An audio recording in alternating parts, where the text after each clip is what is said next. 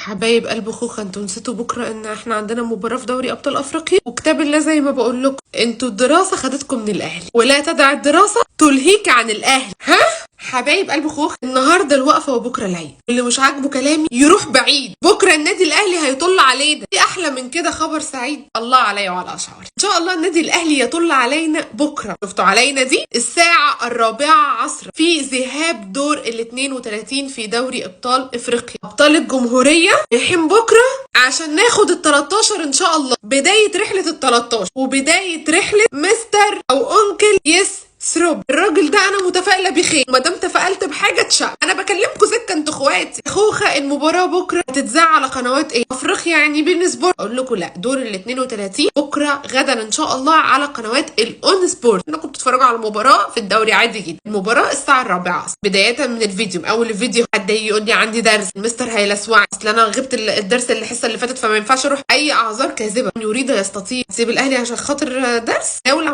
مستقبلك كده كده يا حبيبي ضايع. حبيبه قلبي مستقبلك ضايع. اهم حاجه النفسيه، اهم حاجه نشوف الاهلي. والله العظيم اقسم بالله في مره ما رحتش امتحان 100 ترم عشان كان في ماتش للاهلي الساعه 3 العصر. احلف بالله انا مش بحركه على الفساد، انا كده كده كنت فاسد. اهلي عارفين عادي، ما كنتش بخبي على حد حاجه. طيب ايه اخر اخبار النادي الاهلي الجبار غدا في مشواره في دوري ابطال افريقيا؟ النهارده كان في مؤتمر صحفي، والنادي الاهلي النهارده اختتم تدريباته استعدادا لمباراه غدا، مباراه ايجل نوار البروندي. والنهارده كان في معجبين كتير بيتصوروا مع اليو ديانج. واضح ان اليو ديانج كده مش المعجبين هنا بس، اللي معجبين في كل، والله العظيم بيفهم.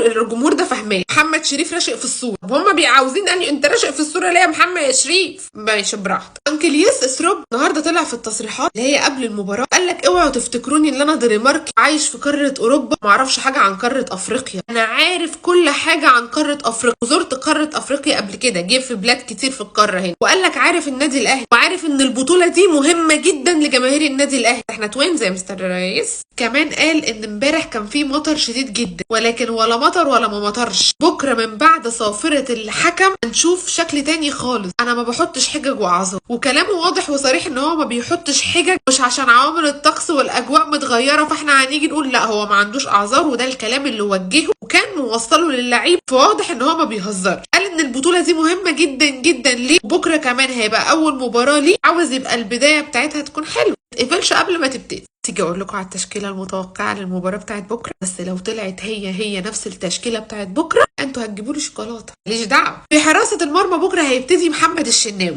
باك رايت محمد هاني، قلبي دفاع ياسر ابراهيم وياسين مرح، باك ليفت كوكا. تأتي لوسط الملعب مروان عطيه، بن رمضان، محمود حسن، تريزيجيه. في الامام زيزو، بن شرقي. في خط الهجوم الواد فيجيتار الحر النار. دي التشكيله المتوقعه من وجهه نظري. طلعت صح هتجيبوا لي الشوكولاته، طلعت غلط فانا ما بغلطش. توقعاتي خصاني، لكن لو طلعت صح هذلكوا وهاخد الشوكولاته، يعني هاخد الشوكولاته. حبايب قلب خوخ، دي كانت اخر اخبار وتوقعات لمباراه غدا في بدايه جديده لبطوله جديده في دوري ابطال افريقيا. وان شاء الله ال 13 اهلاويه، والمدرب ده وشه سمح. انا متفائله وده انا قلت لكم خلاف.